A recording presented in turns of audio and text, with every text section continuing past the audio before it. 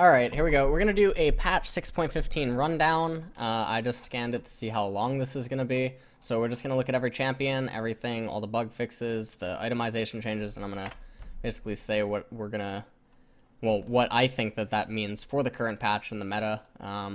So, first up, Braum. Passive damage down at early levels, Q damage down. So, concussive blows goes from 40 to 156 scaling to 26 to 196 scaling. I think this is actually pretty big. It's a pretty big nerf, not like a buff. Even though he deals more damage at later levels, you have to factor in the magic resistance that is, going to be relevant later on for champions. So, the damage is virtually negligible. 20 damage is not going to do anything. But losing 14 damage early on is actually really problematic. Winter's Bite.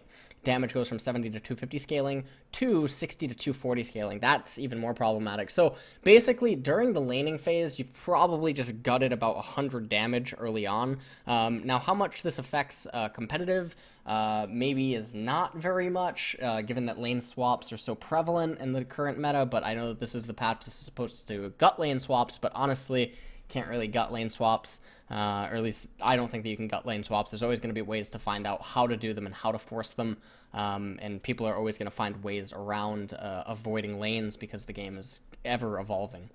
Okay, Corki. Passive cooldown lowered, so 300 seconds to 240 seconds. So it went from 5 minutes to 4 minutes. That's not what Corki needs. Corki has a lot of other problems. While this passive change is nice, it's definitely not going to propel him back into the meta. He doesn't have a lot of good matchups in bottom, especially with the rise of Kog'Maw, the new build variation, where you go Wits End with Goonsus and Runons and stuff, and then just other AD carries that are so prevalent down there. Can't really do too much against it. And in the mid lane right now, Corki doesn't really have a lot of matchups that he can really do anything with. Maybe the only matchup where he has a little bit of potency is probably going to be against Karma. I would assume it would be against Karma, but even that's not going to probably be common enough to warrant him going into mid lane. Hecarim, attack damage and Q damage down. So this is pretty big, because Hecarim was coming in as a flex in jungle and top, at least in Korea. I'm not sure how popular he was overseas, but anyways, base attack damage, 61.37 to 58. That really impacts his clears, actually. Q, Rampage, damage 50 or 60 to 200 scaling, to 50 to 190 scaling. So his clears just got absolutely gutted. Lane Hecarim, not going to be affected as much, but jungle Hecarim got pretty hit. That's not going to be the end of him. It's just going to impact his ability to basically dominate you early on. He's still going to be the same jungle Hecarim, though, as the game progresses. Alawi, tentacles are visible and brush to enemies within vision radius. Passive, tentacles are now visible to brush on. Okay, that's not so big. Jarvan the Fourth, E-attack speed up. Damashian standard, 10 to 22% scaling to 15 to 25% scaling. Passive, that's really nice. Active attack speed, Aura, 10 to 22 scaling to 15 to 25% scaling. This is really nice, but this type of stuff isn't what is keeping Jarvan out of the meta. Jarvan is a champion that is a little bit reliant on other champions existing in the meta, and right now with the mid lane meta being the way that it is, it sort of prohibits Jarvan. Also on top of that, he's not very good in the lane swap meta. If they did somehow actually find a way to prevent lane swaps, which I don't think that you can, as I mentioned earlier, then possibly he can come back in, because Jarvan benefits a lot from contained scenarios, and he benefits from condensed maps, and not really open games. So that's that for Jarvan. Karma, E shields less and no longer shields minions. Well, the minions thing is pretty irrelevant. Mantra's E-speed scales with E's rank, okay? So E-inspire, shield amount 80 to 200 scaling, and now it is 70 to 190. That's kind of a nerf, but I mean, the shield amount is... rarely does Karma's shield ever get fully used up, especially in the late game. The way that you can look at this, though, is technically 50 HP is technically lost late game if you do manage to have everyone get absorbed. Mantra E Defiance, 60% at all ranks to 40, 45, 50, 55, 60% scaling. That's really big. That is definitely going to be the most impactful nerf, but I think it really just kind of brings Karma in line. Kassadin, Q damage up, E cost down. Okay, well, Null Sphere. 70 at rank 1, 95 at rank 2. So anyways, the rank 1 is changed, which is basically irrelevant because he rarely uses that rank 1 and 5 damage isn't going to really mean anything.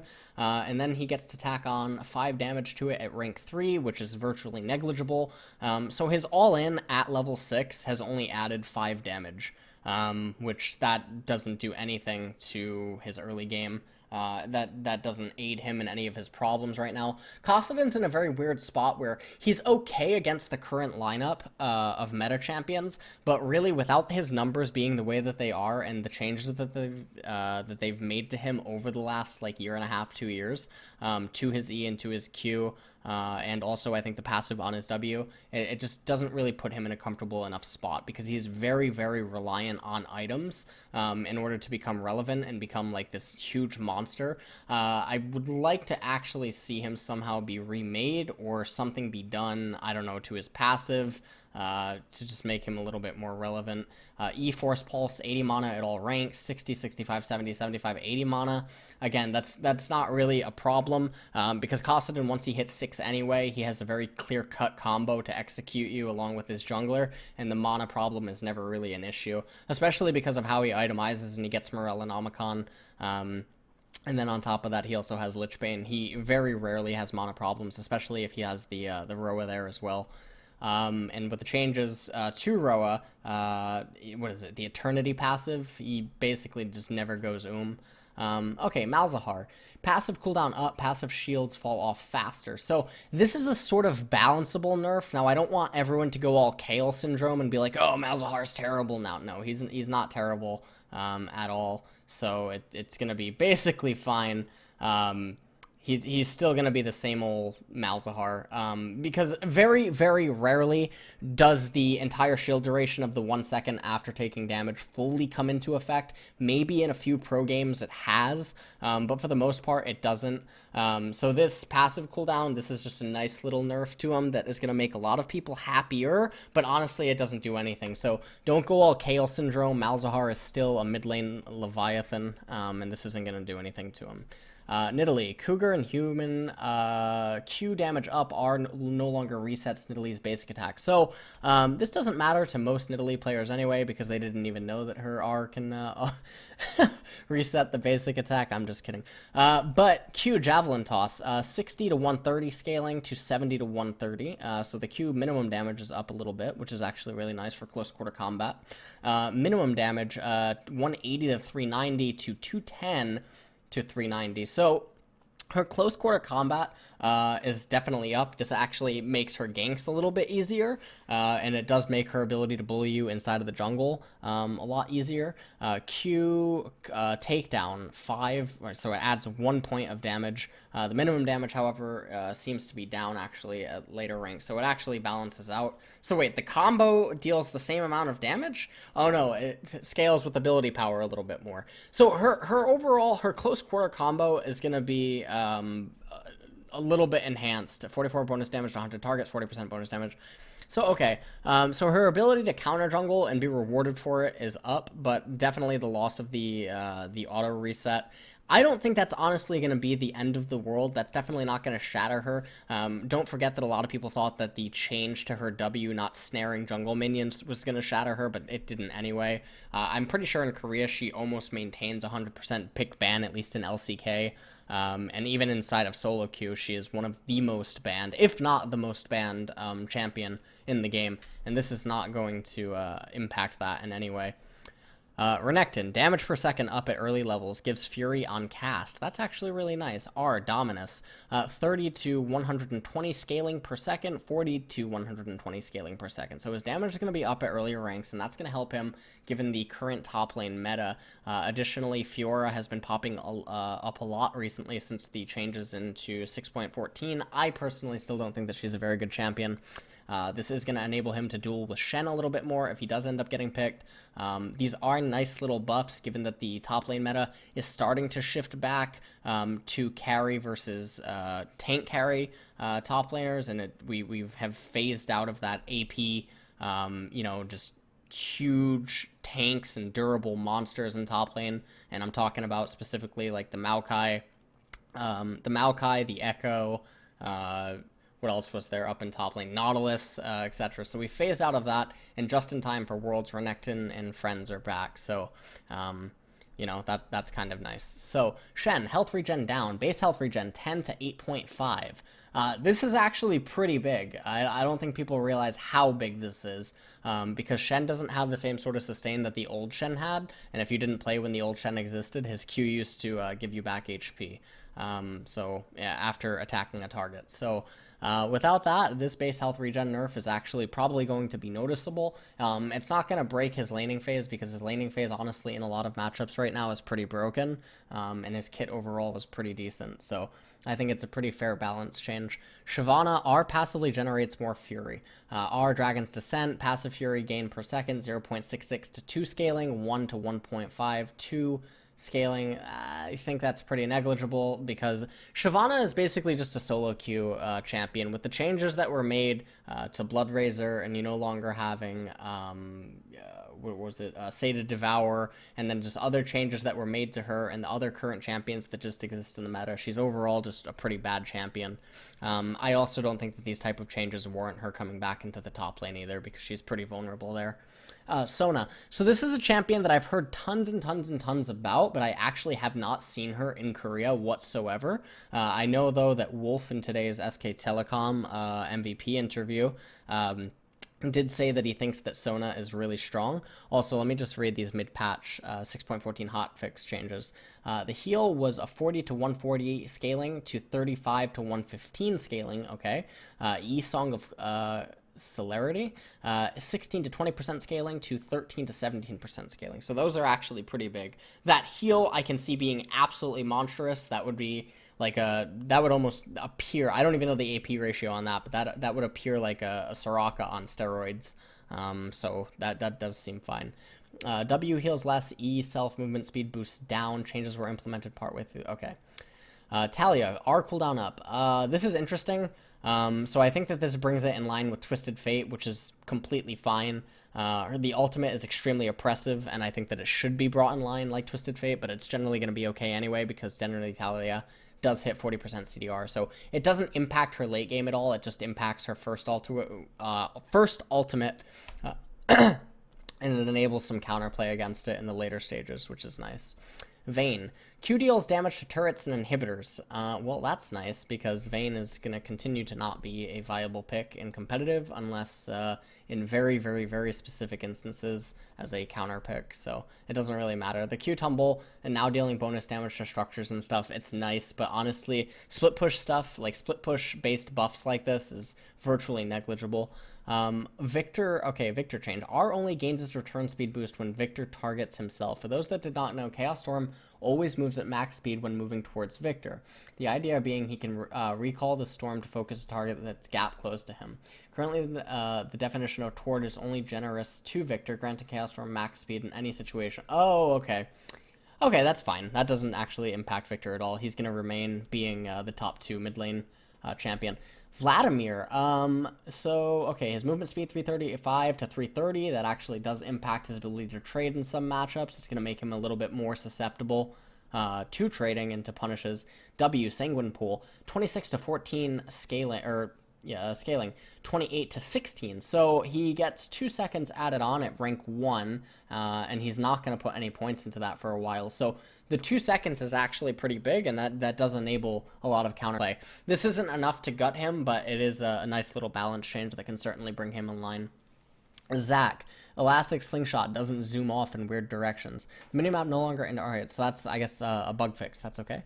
Zyra, Q and AP ratio up. Wasn't there some Zyra one-trick pony that posted on Reddit a little while ago, and he got front page? I'm sure he's really happy about this. She's an extremely oppressive support, but she's not very good in the current meta. Well, actually, no. She is okay in the current meta against specific team comps. She's a very niche pick.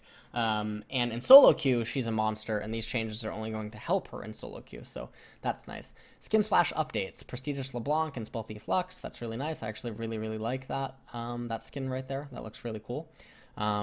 Ardent Sensor.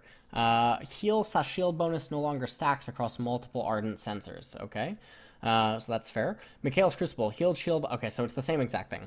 So it's now they're unique, which I don't even really see the problem with that because it wasn't really be getting abused as much as people thought, which is okay. So okay, here we go. The outer turrets. So this is the change that I think. Well, these two things. These are the changes that everyone was up in arms about. So outer turrets.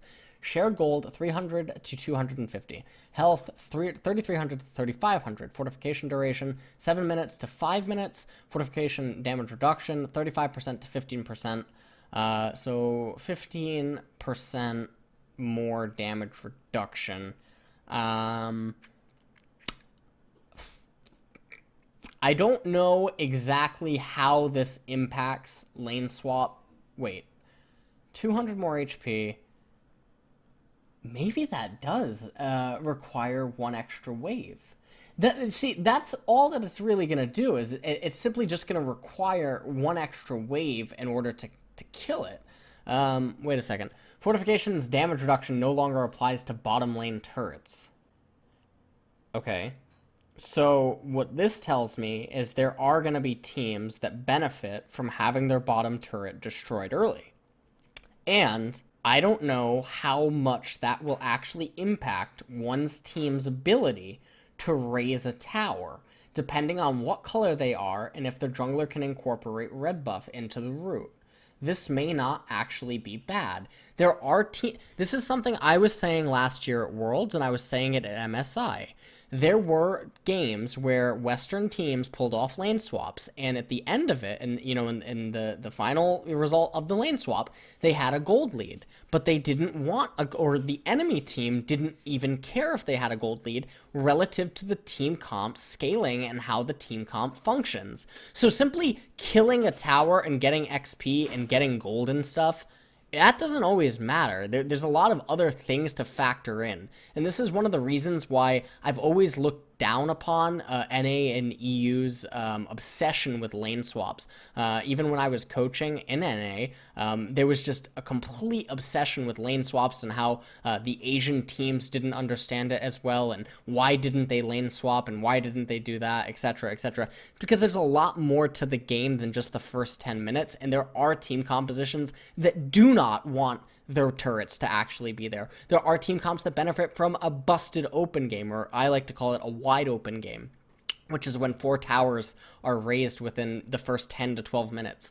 Team comps and how champions maneuver across the map, and how junglers interact with the map, and how bot lanes and top lanes interact, etc. Just killing a tower does not always matter. Turret First Blood. In addition to normal rewards, the first turret killed yields 400 total bonus gold to its killer's team.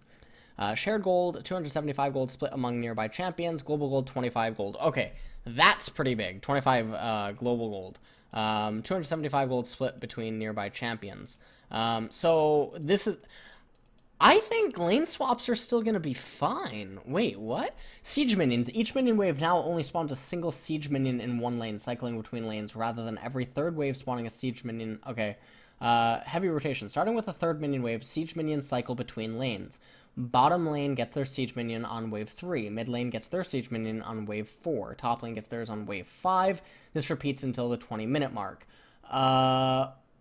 Starting with the third minion wave. So every lane will get one cannon first. Okay, so every lane will get a normal cannon, and then it starts cycling. So it doesn't...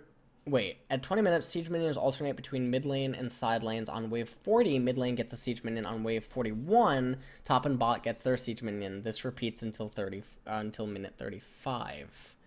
Okay, beyond 35 minutes, each lane spawns a siege minion every wave.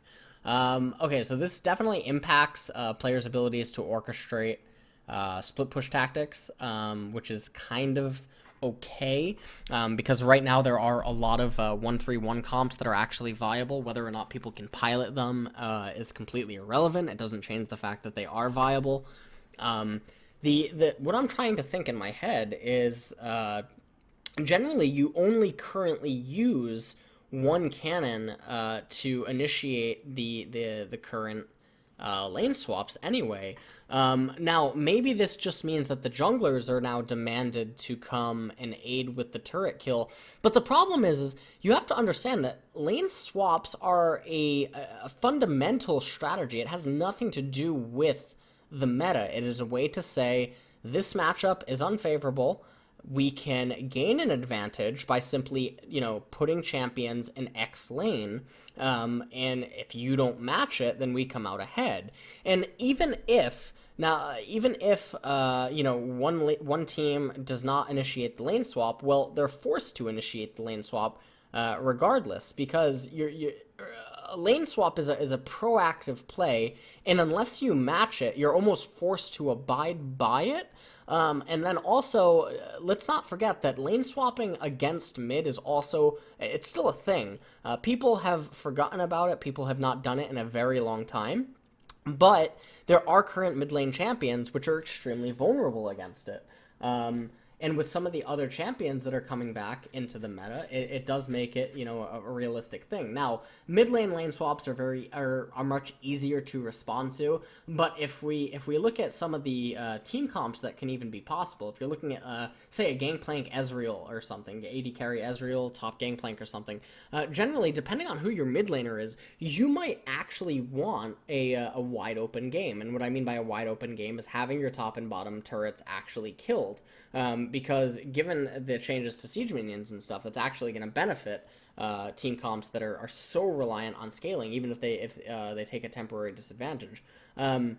So I don't think that these changes actually hit lane swaps. I can't see a way that you could hit lane swap without actually maybe removing siege minions in general, or if you make towers deal more damage. Maybe if you upped the tower's damage so that it could one-shot a spellcaster minion, or maybe make it have a special attack when it's targeting spellcaster minions so that it one-shots them instead of two-shots them, that can destroy lane swaps. I think that if you change... can it really destroy lane swaps? It's a problematic question to really ask, because there's always going to be ways to circumvent certain lanes that you don't want to get into.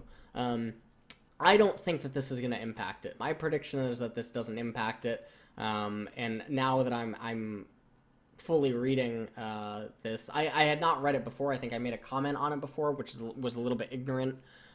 Because I think that my big problem with it was not the changes themselves. It was that I thought that they were coming out in August, which gave teams very little time to accurately, analyze the current meta and then learn how to adjust to it. But I don't think this is problematic at all. I think that the meta has actually already headed into a direction which, these type of changes would directly synergize with. And I think that they will find harmony in. So it's not really going to be very bad. Minimap icon cleanup. Minimap looking pretty. Champion select. This stuff doesn't matter. Ranked team queues, that's nice. That doesn't say solo queue. Bug fixes. Annie's W incinerate, now properly stunned, but don't damage him. Okay. Classic Mordekaiser now has the same leash range as Dragon. That's nice. What about all of Mordekaiser's other bugs? Pool party target no longer briefly. Okay. Pool party.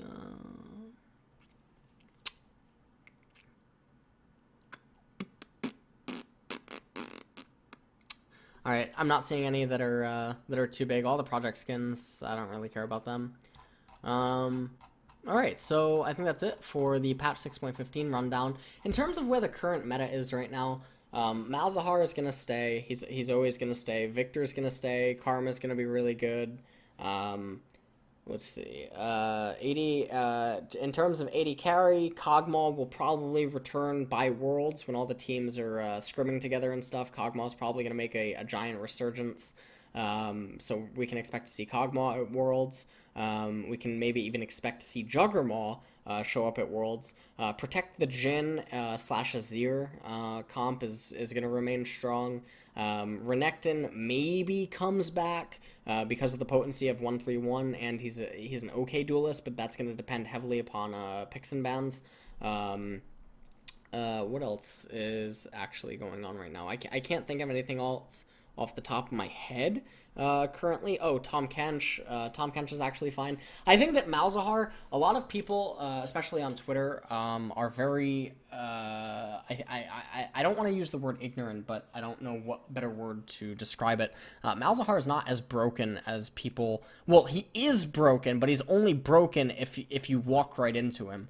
Not literally. I mean, if you give him a perfect counter pick, or you have a team composition that doesn't do anything to him, or you draft a team comp that remains very vulnerable to him while he's still on the table. Then of course he's going to be broken. But there's a lot of answers to Malzahar, and so I think that by the time Worlds does roll around, or even playoffs in major regions, I hope that all the teams have figured out how to deal with him.